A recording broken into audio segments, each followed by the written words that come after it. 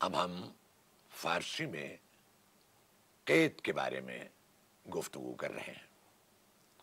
कैद का ताल्लुक फ़िल से होता है,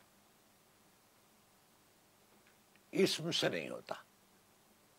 हम उर्दू में इसे यूं समझ सकते हैं कि वो जुमले जिनमें शर्त हमें महसूस हो।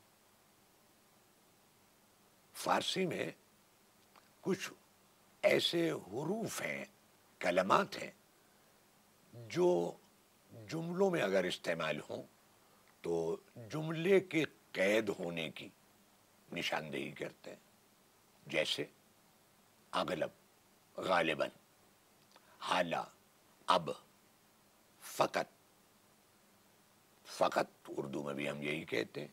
खैली, ज़्यादा, बहुत, गाही, कभी कभार, इंजा, इस जगह, औंजा, उस जगह। قید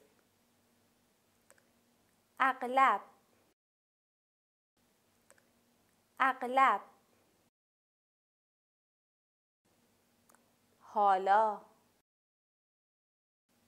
حالا فقط فقط خیلی خیلی گاهی گاهی